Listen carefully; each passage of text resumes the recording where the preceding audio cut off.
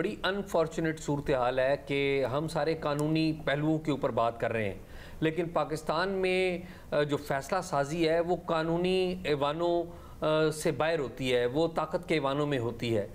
बड़ी bitter reality है कि साल 2018 के इलेक्शन जनरल इलेक्शंस थे, यानी कि जनरल इलेक्शन का मतलब वो जनरल फैज़ ने इलेक्शन करवाए थे, जनरल फैज़ उसके निगरान थे। RTS बैठ गया, उसके ऊपर बहुत सारी बातें हुई, लेकिन उसके ऊपर तहकीकात नहीं हुई। बहुत सारे लोगों ने इसके ऊपर सवालात उठाए कि वो इलेक्शंस जो हैं वो रिग किए गए थे। तमाम जो पार्टियां थी अपोजिशन की, उन तमाम ने कहा कि वो इलेक्शन की रिगिंग हुई थी।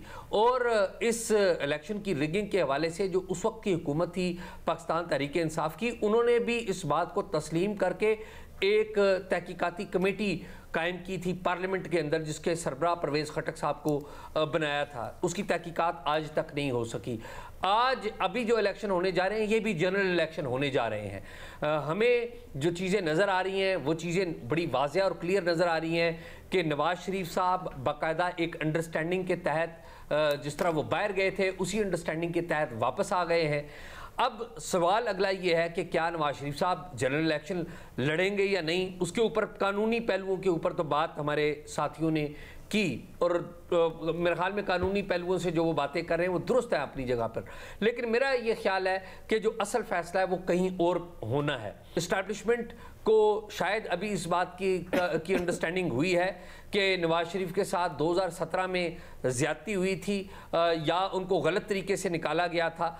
एक जो प्लेयर था पॉलिटिकल अफेयर्स का, वो जो कि फाउल प्ले कर रहा था, उसका मामला ख़त्म हो चुका। उसको वो जो फाउल प्ले कर रहा था वो अभी अदालतों में अपने केसेस को फेस कर रहा है, वो जेल में बैठा हुआ है। लेकिन उसके बावजूद भी हम देख रहे हैं कि पाकिस्तान की पॉलिटिक्स के अंदर जो रोल है इस्टेब्लिशमेंट का वो ख़त्म होता हुआ नज़र नहीं आ रहा। At the same time Nawaz Sharif साहब के बारे में उनके पार्टी लीडर्स तो यही कह रहे हैं कि वो आम इंतखाबात में हिस्सा लेंगे। जो अब तक के पैटर्न नज़र आ रहा है कि जिस तरीके से उनका रास्ता साफ हो रहा है, जिस तरीके से अदालतें उनको क्लीन चिट दे रही हैं, वो तो रास्ता जो पैटर्न है वो तो यही बता रहा है कि नवाज शरीफ साहब को शायद इलेक्शन में हिस्सा लेने दिया जाएगा। लेकिन जब तक ये फैसला हतमी नहीं होता, मेरे ख्याल में ये इबहम कायम रहेगा।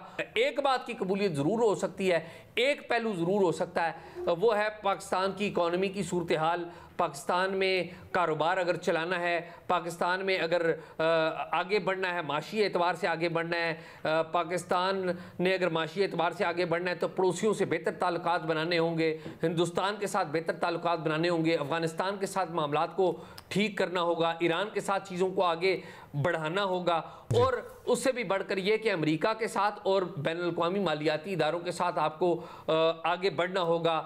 मिडल ईस्ट में जो आपके दोस्त हैं उनको आप पर एतमाद होना चाहिए कि वो आपके मुल्क में इन्वेस्टमेंट करें, तो उसमें नवाज शरीफ साहब को एज हासिल है।